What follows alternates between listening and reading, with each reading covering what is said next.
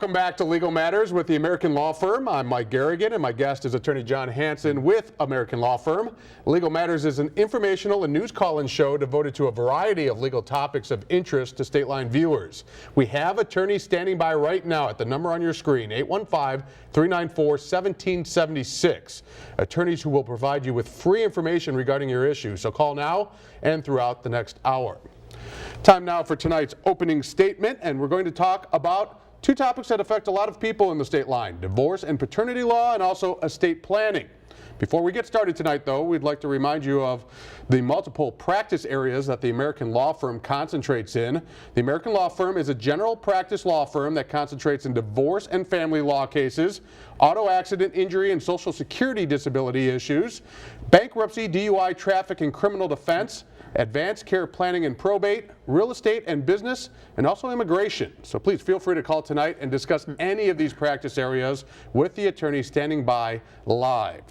Well, John, when we get started, why don't we just talk a little bit more about the American Law Firm and what it's all about. Okay, well, thanks for having us on the show, first of all. And I do want to emphasize that we have attorneys standing by while the show's on, and for about a half hour after the show to answer phone calls. And it's probably going to have some busy signals. People are going to have a little bit of trouble getting through because we have a lot of calls, but keep trying, keep recalling, and call the next day if you want to, and we'll talk to you. But a little bit about the American Law Firm. We are, like you said, a general practice firm, represent a lot of different areas of law. We're located in Rockford, near the intersection of Mulford and State. It's pretty convenient. And one thing I want to mention, there's a reason why we're called the American Law Firm. We believe in the American values of honest, hard work, and respect for individuals, no matter their problem, no matter their background. And we represent that in many different ways, but we try to have that emphasis on the name and on that representation. So it's a little bit of a trivia about the American Law Firm there. Okay, now when we go to the doctor, we know what to expect. We've been there before. Right. Going to a lawyer could be a different story. A lot of people have never been to a law firm. What should they expect, and what is your approach, I guess, to treating people, especially first-time customers? It is a intimidating thing sometimes and stressful to come see a lawyer you haven't met and talk about some personal issues. And we try to make it easier and streamline the process with a couple things. One of those is we do offer free consultations in our office in any area of law that we practice, and allowing somebody to come in and just meet with the attorney and discuss their issues and allow us to kind of find out what the goals are and work out a kind of a roadmap of getting to those goals. So free consultations is one way. We also offer simple flat fees on a lot of cases where a client can know up front how much a case is going to cost them in attorney's fees, and then help them budget that way for that. And clients in a financial bind will often have payment plans with it. So 2 or 3 different things to help out ease that starting process. Right. Clients have enough stress. They don't need the extra stress of visiting the law firm. Exactly. All right. Well, you mentioned one of the area of law that you specialize in is paternity and divorce law, also known as family law. Can you tell us a little bit about the difference between divorce law and paternity law? Sure. Under the umbrella of family law, you do have divorce and paternity. Paternity law references a child born of a girlfriend-boyfriend, a non-married couple. And of course, divorce is involving marriage. A lot of similarities between the two as far as us representing a client in and out of court.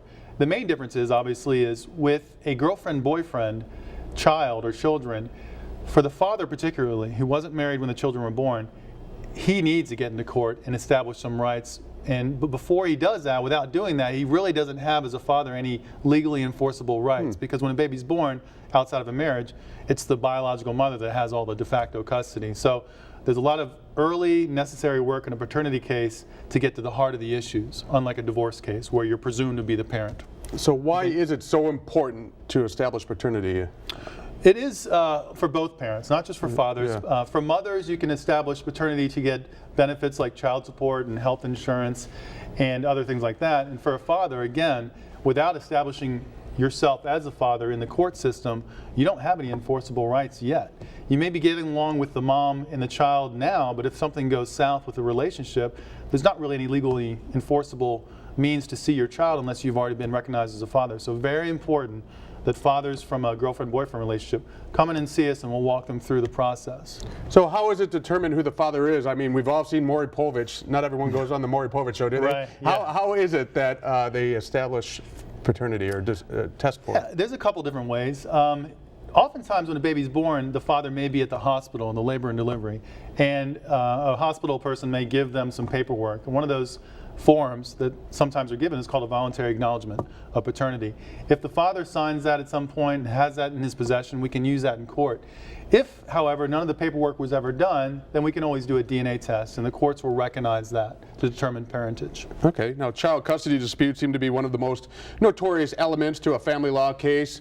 Are custody disputes handled differently in court in a divorce case as opposed to a paternity case? That's a good question. It's very common. Oftentimes, the two cases follow along the same path as far as working out disagreements. If parents can't come to an agreement on custody, then the first thing that will be ordered by the court, whether it's a divorce or a paternity case, is called mediation. And if mediation isn't successful, then there's often an attorney called a guardian ad litem appointed for the child. And so those track along whether it's a divorce or paternity case. So a lot of similarities. I bet another question you must have with grandparents, a lot of people, the grandparents play a huge role in raising those children. What rights do they have? Right. We do have a lot of grandparents that come with their child when their child had a child, and they come to assist and ask questions of us too.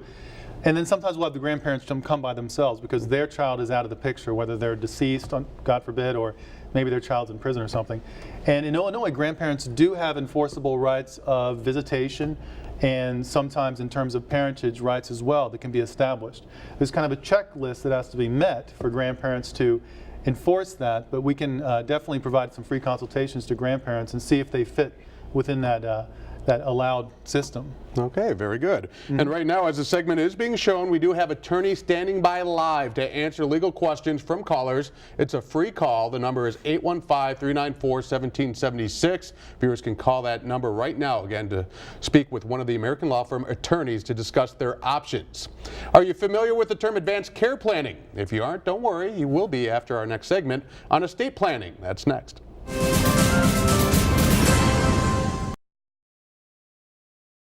Welcome back. It's Mike Garrigan and attorney John Hansen from the American Law Firm, continuing to talk legal matters that affect many state liners. If you want to talk to an attorney live right now for free, you are in luck. The American Law Firm does have attorneys standing by right now, so just call that number on your screen. Again, it is a free call.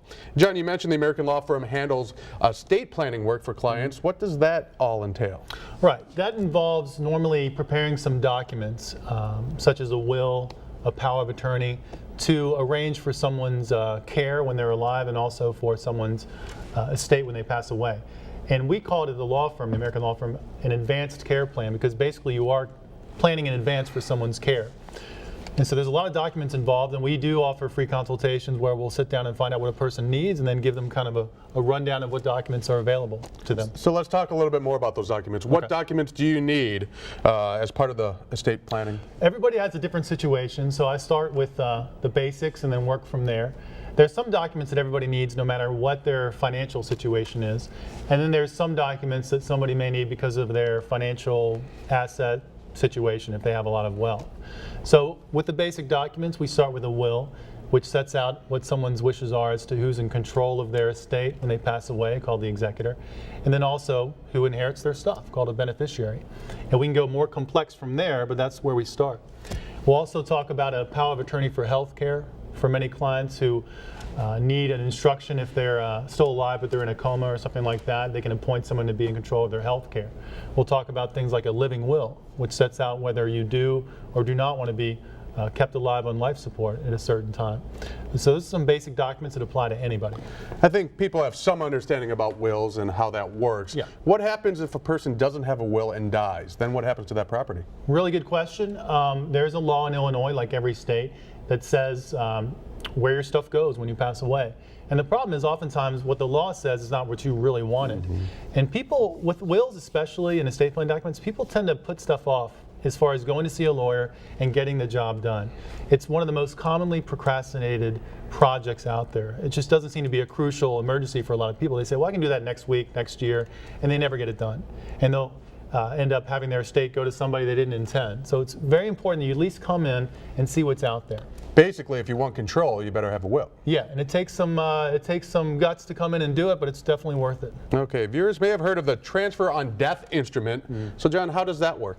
That's a very helpful instrument that's recently created by the legislature, and it allows for the passing of a real estate holding like your house to go to your heirs privately and directly without probate court being needed.